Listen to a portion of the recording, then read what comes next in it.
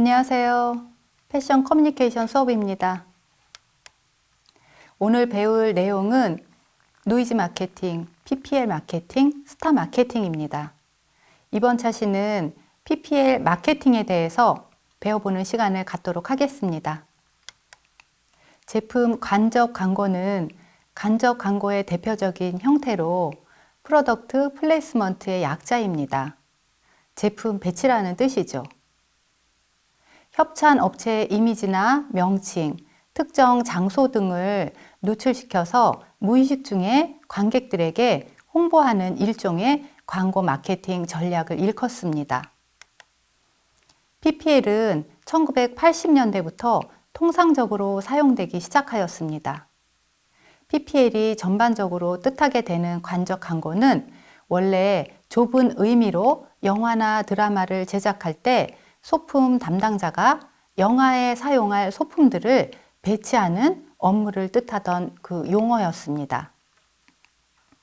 방송위원회에서는 간접 광고를 TV, 라디오, 방송 내용 중 그 광고 방송 시간대를 사용하여 상업적인 메시지를 전달할 목적으로 제작되고 전파되는 CF 등 직접 광고와는 달리 일반 그 프로그램 내에서 특정 업체나 특정인에 대한 홍보성 내용이 소개되는 경우를 말합니다. 그렇게 정의를 내리고 있지요. PPL의 종류로는 전통적인 배치, 브랜드 배치, 연상 배치, 자맹 배치 등이 있습니다. 첫 번째, 전통적 배치는 상품이나 상표가 카메라의 시선에 의해서 영상에 나오게 배치하는 것입니다. 전통적인 배치는 저렴하고 단순합니다. 하지만 너무 많은 상품이 영상에 노출될 때 소비자에게 잘 전달되지 않을 가능성이 있습니다. 화면에서 보이는 마스터 셰프 코리아에서 나온 PPL이 전통적 배치의 예시라고 볼 수 있습니다. 두 번째, 브랜드 배치는 상품이 나오지 않고 브랜드나 회사 이름이 배치되는 것을 말합니다. 예를 들면 영화에서 회사 이름이 대사로 언급된다던가 회사의 간판이나 광고판이 영화에서 지나간다던가 하는 그러한 경우가 있습니다. 상품이 직접 PPL 될 때에는 미래에 그 상품이 단종되거나 더 이상 팔리지 않아 나중엔 쓸모가 없어질 수도 있습니다. 하지만 브랜드 이름과 같은 경우에는 상품보다는 일반적으로 더 오래 가기 때문에 광고의 효과가 더 오래 지속됩니다. 하지만 브랜드의 이름이 별로 유명하지 않은 경우 사람들이 그게 PPL이었는지 눈치채지 못할 수도 있습니다. 화면에서 보이는 드라마 도깨비에서 나온 서브웨이 PPL이 브랜드 배치의 예시라고 볼 수 있습니다. 세 번째, 연상 배치는 상품, 브랜드 이름이 영상에 명확하게 노출되지 않고 대사에도 언급되지 않지만 스토리 라인에 자연스럽게 녹아들어 브랜드를 연상시키는 PPL 방법입니다. 예를 들어 이탈리안 잡이라는 영화에서 샴페인을 마시는 장면이 나오는데 그 샴페인은 동페리뇽이었습니다. 그 샴페인의 상표가 영화에 정확히 나오지는 않지만 병의 모습과 라벨이 특이하게 생겼기 때문에 관객들은 그 샴페인이 동페리뇽이라는 것을 알아차릴 수 있었습니다. 이처럼 연상 배치는 상품이나 브랜드가 직접적으로 노출되지 않기 때문에 전통적인 배치, 브랜드 배치를 통해 PPL 하는 경우와 다르게 차별화된 브랜드라는 이미지를 줍니다. 하지만 관객들이 그 브랜드에 대한 지식이 없을 경우 알아차리지 못할 수도 있습니다. 화면에서 보이는 사진은 유니폼으로 특정 항공사를 연상시키는 드라마 우리 집에 사는 남자의 연상 배치 PPL의 예시입니다. 네 번째, 자맹 배치입니다. 자맹 배치는 영상 속에 숨어있는 PPL을 말합니다. 단순히 배우가 그 브랜드의 옷을 입고 나온다던가 특정 핸드폰을 사용한다든가 하는 경우가 있습니다. 이 경우에는 영상에서 브랜드, 상품에 대한 언급이 전혀 되지 않고 카메라가 그 상품을 집중해서 찍지도 않기 때문에 PPL인지 모르고 넘어가는 경우가 많습니다. 자맹 배치는 완벽히 이야기 속으로 숨어들기 때문에 사람들에게 상업적으로라고 비판을 받지 않을 가능성이 높지만 그만큼 보이지 않기 때문에 광고 효과도 적습니다. 화면에서 보듯이 자맹 배치의 예시로는 드라마 속 배우가 잠시 핸드폰을 사용하는 장면입니다. PPL은 기업의 제품 인지도를 올리는 가장 효율적인 방법이기도 하고 잘만 한다면 높은 매출로 이어지기도 한다는 점에서 기업과 제작자가 서로 윈윈 할 수 있는 전략이기도 합니다. 그게 몰입으로 인한 브랜드 인지도를 제공하는데 효과적이고 글로벌 시장을 타겟으로 하는 기업에게 더욱 효과적입니다. 그러나 PPL을 할 때 반드시 잊지 말아야 할 것이 있습니다. 바로 콘텐츠 내용과 기업의 브랜드가 조화로워야 한다는 것입니다. 그리고 이야기의 흐름을 방해하지 않는 적당한 선을 유지하는 것입니다. 최근 좋은 반응을 얻던 작품들이 무리한 PPL로 후천거린 그러한 사례들을 많이 보셨을 겁니다. 작품의 내용과 관계없이 과도하게 삽입하는 PPL은 작품의 몰입도를 떨어지게 만들 수 있습니다. PPL은 상품의 판매에 직접적으로 어떤 영향을 미치는지 알기가 어렵고 PPL이 성공하려면 어떤 조건이 필요한지 계산하는 것은 매우 복잡합니다. 하지만 몇몇 PPL은 매우 성공적이어서 눈에 띄는 성과를 낸 경우도 있습니다. 예를 들면 007 시리즈 중 하나인 골든아이에서 피어스 브로스넌이 차고 있던 오메가 시계는 영화가 개봉된 후 판매량이 40%가 늘었다고 합니다. 하지만 PPL은 실패하면 돈을 쓴 만큼 광고 효과가 나오지 않는다는 단점도 있습니다. 맥도날드와 코카콜라가 1988년 내 친구는 외계인이라는 영화에 PPL을 하기 위해 투자했지만 영화가 쫄딱 망해버려 제대로 된 광고 효과를 얻지 못한 경우가 있다고 합니다. 2010년 방송법 시행령을 바꾸면서 음성적으로 진행되던 간접 광고의 그 행태를 양지로 끌어올렸습니다. 이에 따라 대사에 노출이 되지 않고 화면의 4분의 1일이 넘지 않는 그 수준으로 간접 광고가 허용됐습니다. 또한 간접 광고가 들어가는 프로그램은 프로그램이 시작하기 전에 간접 광고가 포함되어 있다는 자막이 삽입됩니다. 간접 광고를 규제하는 내용을 설명하도록 하겠습니다. 첫 번째, 방송 프로그램의 내용 전개 또는 구성과 무관한 간접 광고 상품 등을 노출하여 시청 흐름을 현저하게 방해하는 내용. 두 번째, 간접 광고 상품을 과도하게 부각하거나 반복적으로 노출하여 시청 흐름을 방해하는 내용. 세 번째, 간접 광고 상품 등의 기능을 시연하는 장면 또는 이를 이용하는 장면을 과도하게 부각하거나 구체적으로 소개하여 시청 흐름을 방해하는 내용. 네 번째, 간접 광고 상품명 등을 자막, 음성 또는 소품을 통해 구체적으로 노출을 언급하는 내용. 다섯 번째, 간접 광고 상품에 관한 상업적 표현을 자막, 음성 또는 소품을 통해 구체적으로 노출 언급하는 내용. 이렇게 5가지의 간접 광고를 규제하고 있습니다. 이와 같이 PPL을 자연스럽게 녹이기 프로젝트라고 하여 많은 광고업체들은 연구를 하고 있습니다. 국내에 도입이 된 그 후로 광고에 대한 법들이 완화가 되면서 각종 영화나 드라마에서의 PPL이 시작되었습니다. 원작 만화로 풀어낸 TVN 드라마 미생은 드라마와 어울리는 간접 광고만 받았다고 했습니다. 그래서 그런지 많은 회사에서 사용하는 그 맥심 커피나 숙취 해소 음료, 복사 용지 등 실생활에서도 보기 쉬우면서 동시에 부적절하지 않은 그 자연스러운 광고로 인식을 하여 많은 호평을 이끌었습니다. 유튜브는 점차 성장세를 보이면서 지금 많은 유튜버들이 활동하고 있습니다. 이를 바탕으로 다양한 유튜브 크리에이터들은 PPL 광고를 많이 하고 있습니다. 시청률은 저조했으나 OTT 서비스에 방영되어 큰 인기를 얻은 멜로가 체질에서 드라마 PD인 안재홍과 작가인 천우희가 드라마에 PPL을 넣는 과정에 마찰이 일어나는 내용을 넣으면서 아주 대놓고 당당하고 유쾌하게 PPL에 대한 이야기를 하면서 동시에 PPL 제품들을 보여줌으로써 자연스럽고 색다르게 구성을 해 재밌는 PPL로 호평이 자자했던 적이 있었습니다.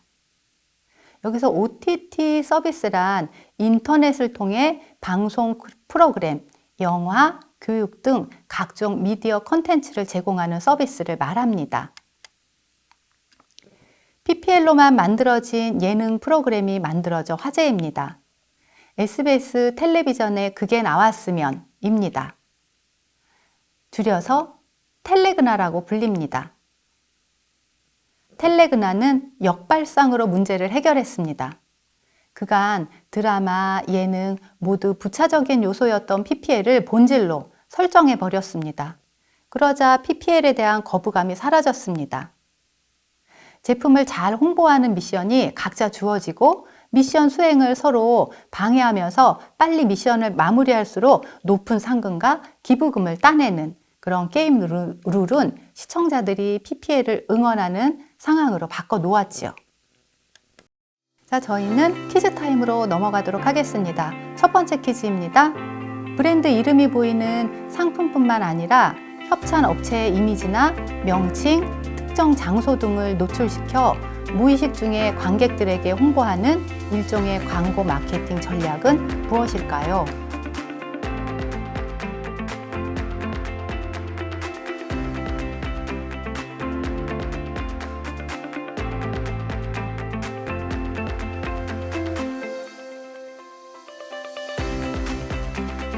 정답은 PPL입니다.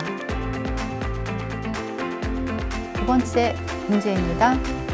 상품이 나오지 않고 브랜드나 회사 이름이 배치되는 것으로 브랜드 이름과 같은 경우 상품보다는 일반적으로 더 오래 가기 때문에 광고의 효과가 더 오래 지속되는 PPL의 종류는 무엇일까요?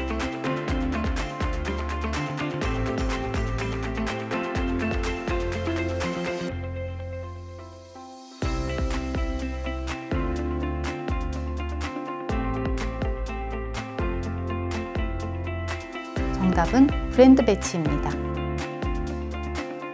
세 번째 퀴즈입니다. 영상에서 브랜드, 상품에 대한 언급이 전혀 되지 않고 카메라가 그 상품을 집중해서 찍지도 않기 때문에 PPL인지 모르고 넘어가는 경우가 많습니다. 이 배치는 완벽히 이야기 속으로 숨어들기 때문에 사람들에게 상업적이라고 비판을 받지 않을 가능성이 높지만 그만큼 보이지 않기 때문에 광고 효과도 적은 이 PPL의 종류는 무엇일까요?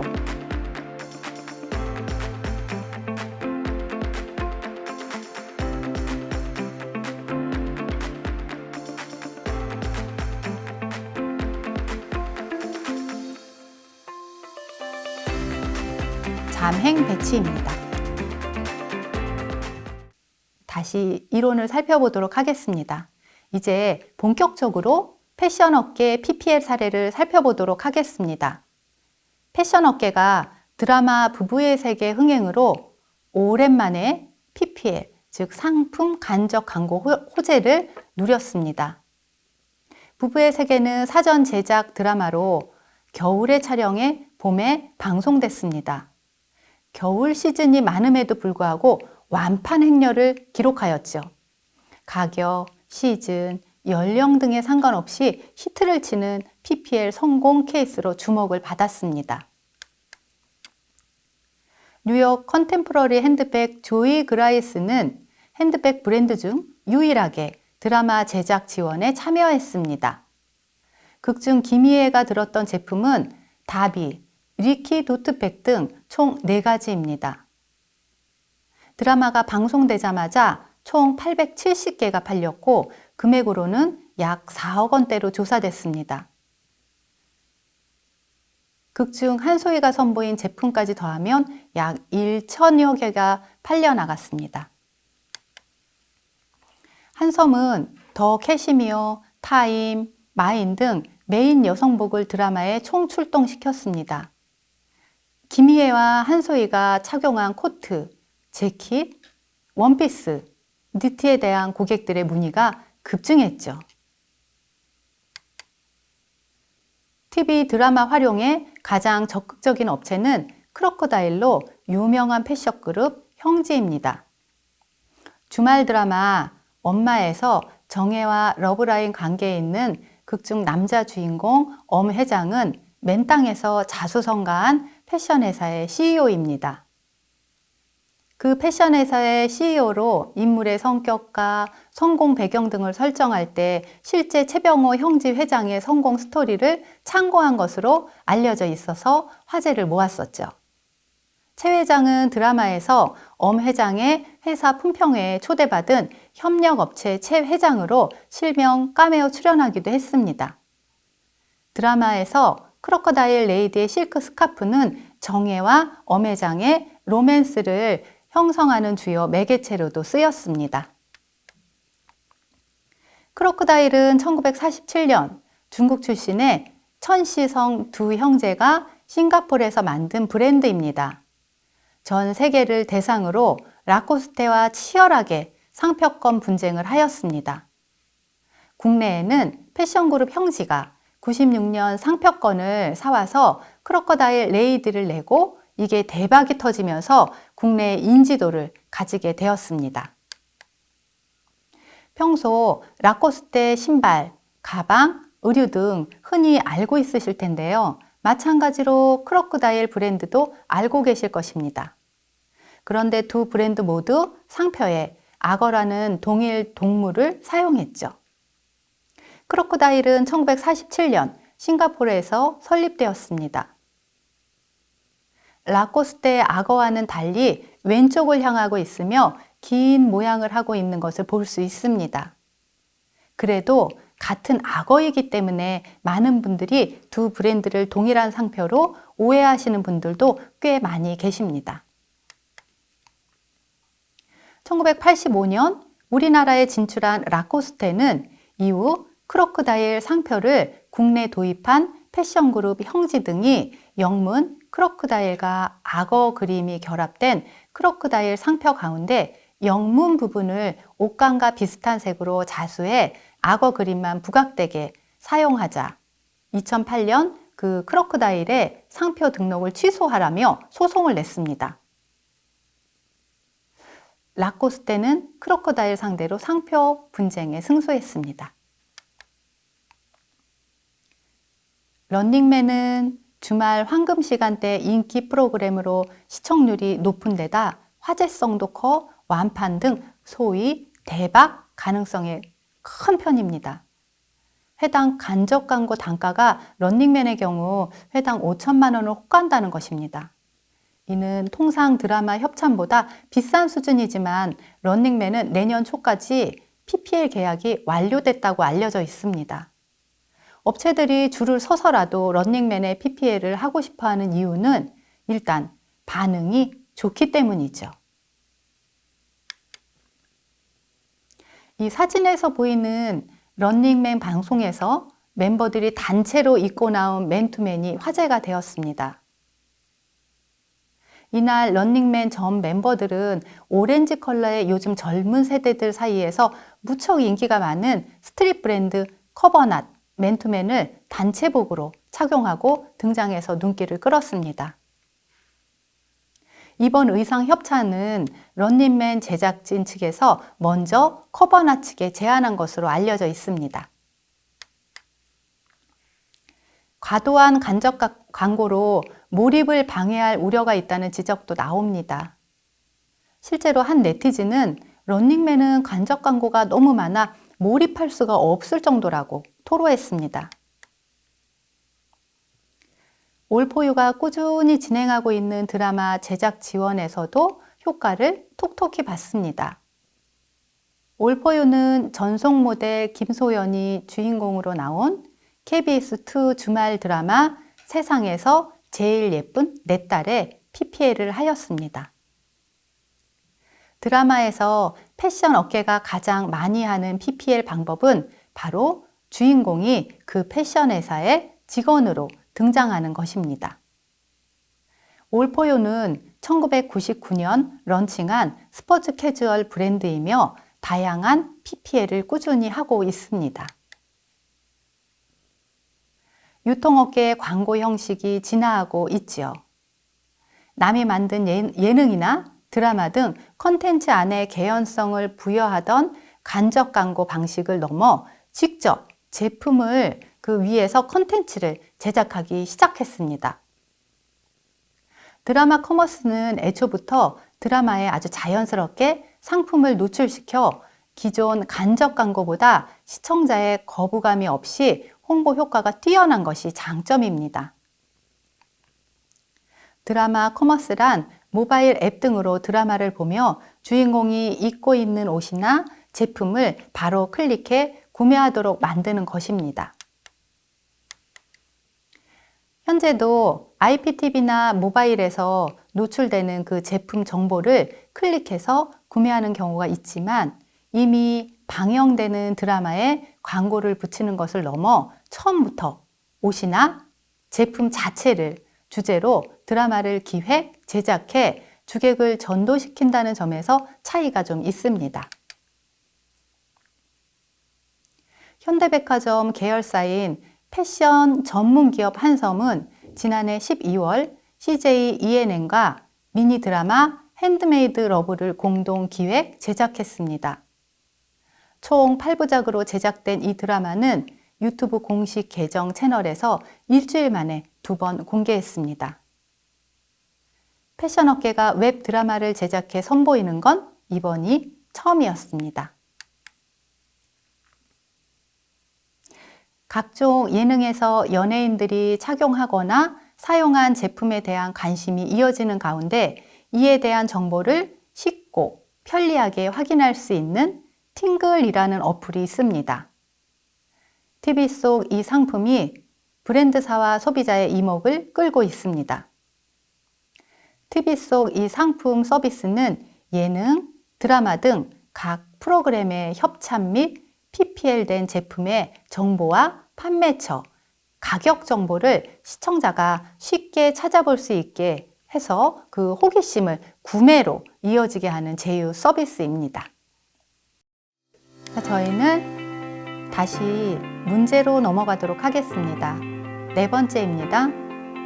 1947년 설립된 브랜드로 라코스테와 악어 상표 분쟁을 한 패션 그룹 형지 소속의 이 브랜드는 무엇일까요?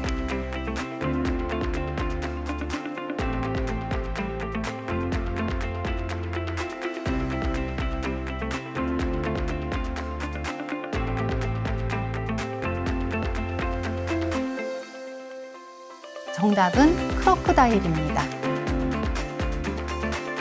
5번째 퀴즈입니다.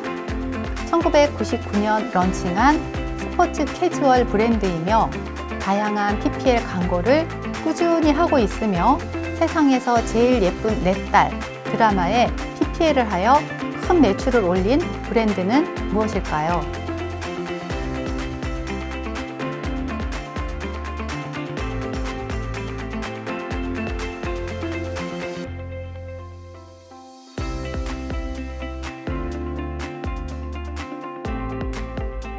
정답은 올포유입니다. 6번째 퀴즈입니다. 모바일 앱 등으로 드라마를 보며 주인공이 입고 있는 옷이나 제품을 바로 클릭해 구매하도록 만드는 것은 무엇일까요?